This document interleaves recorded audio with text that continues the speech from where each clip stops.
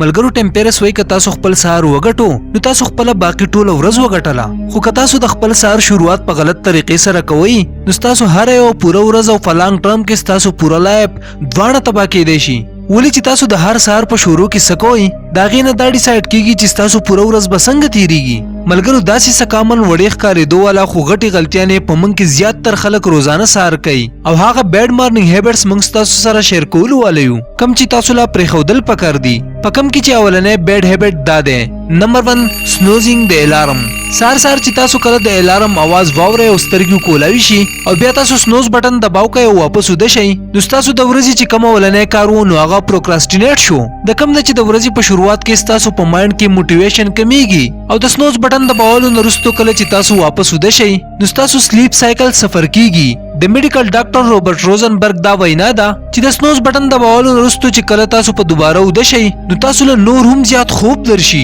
سار د الارم د کلاک د اولنې ټلې نه چې کله تاسو راویښ شئ نو دا د ټولو نه بیسټ ټایم چې تاسو له پاسېدل پکار دي که تاسو د دې نه وروسته واپس وده کیږئ او بیا وروسته پاسئ نو ستاسو دماغ به نور هم زیات ستړي پیل کوي او پوره ورځ به په تاسو کې لږه انرژي ولې چې تاسو ته به داسې لګي چې ستاسو خوب نه دی پوره شوی نمبر 2 چیکینګ یور فون د زیاتره خلکو د مارنینګ روټین د ټولو نه اولنې کار خپل موبایل چیک کول دي د یو ریسرچ په مطابق 80% خلک د خپل سهار اولنی 15 منټه په خپل موبایل فون چیک کولو کې وباسي کم چې بالکل هم یو عادت نه ده اوس روزانه سهار د ټولو نه اول د خپل موبایل چیک کولو نه مسله دا ده چې د موبایل د راغستونه تاسو خو صداسي نه کوئ چې تاسو ته خپل شي یا موږ د خپل ورځې د شروعات کولو لپاره زیات ایکسایټډ پیل کو خو خلک سهار هم سوشل میډیا یوز کوي د کم نه چې هغه خپل ژوندۍ د نورو خلکو د ژوندۍ سره سب کانشسلی کمپیر کوي هغه چې سهار کم کانټنټ کنزیوم کړي هغه سب کانشسلی د هغه موډ او د ورځې ټون ډیسایډ کوي تاسو له سهار د پاسېدو نه وروسته د نور چا ایکسټرنل ټاټ خپل دماغ ته نه دي دننه کول پکار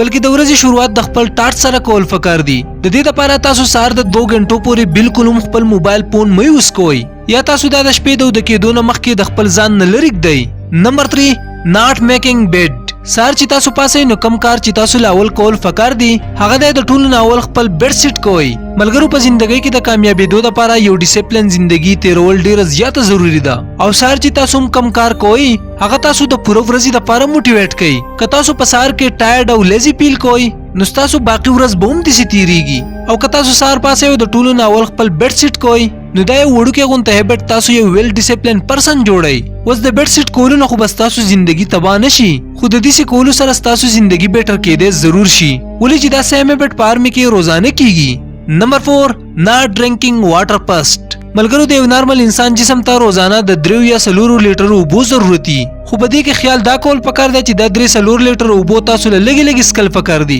ټولي په یو ځای نو ملګرو تاسو چرته دا سوچ کړی دی چې تاسو ټول شپه خوب وکړئ تاسو په ټایم وده شوی یئ او سهار تاسو پاسېدلی هم په ټایم یئ خو بیا هم تاسو پوره ورځ ستړي یئ د دې مین وجه دا چې تاسو ډي هایډریټډ یئ د 7 یا 8 غنټې خوب کولو نه وروسته تاسو ډي هایډریټ کیږئ یعنی تاسو په جسم کې د اوبو کمی راځي د کم نه چې تاسو د انرژي لیول هم کمیږي د دې لپاره د ټول نه اول د سهار پاسېدو نه وروسته تاسو له یو ګیلاس اوبه څښل پکار دي کم چې تاسو جسم هایډریټ کوي او تاسو میټابالیزم هم سیوا کوي سهار چې تاسو پاسئ نو تاسو جسم خو د بار نه راویښ شوی خو د دننه نه لاودی او د اوبو څښلو سره تاسو خپل جسم راویښولی شئ او دا تاسو د ټول باډي فنکشن او برین له ټیک سٹارټ ورکوي نمبر 5 not taking sunlight ملګرو کله چې تاسو د شپې وده کیږئ نو لږ غونته لایټ هم تاسو خوب خرابولی شي ولې چې لایټ تاسو د خوب د غایب کولو کار کوي او سهار د تازه نور د اغستو نه تاسو په دماغو کې میلټونین او سیروټونین نومي هورمون ریلیز کیږي میلټونین کم چې تاسو په جسم کې د ورځې او د شپې حساب ساتي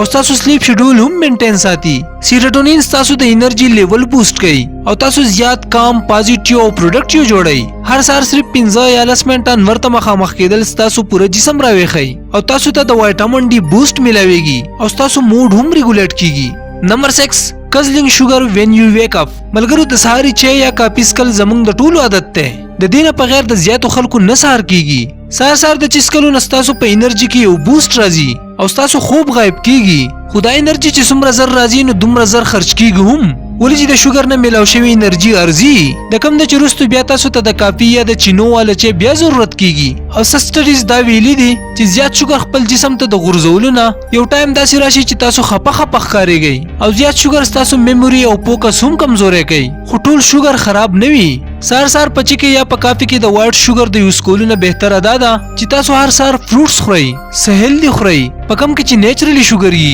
او د فروټو په هضم کېدو کې تاسو ته د چای یا د کافي په مقابله کې زیات ټایم لګي، نو د هغې نه چې کومه انرژي تاسو ته میلاویږي نو هغه په ورځ کې د ډیر ټایم پوري. ملګرو که دا ویډیو تاسو خوښ شوي نو ویډیو خامخا لایک کړئ، د خپلو ملګرو سره یې شیر هم کړئ او د داسې نورو انټرسټینګ ویډیوګانو کتلو لپاره دا چینل خامخا سبسکرایب کړئ. جزاک الله.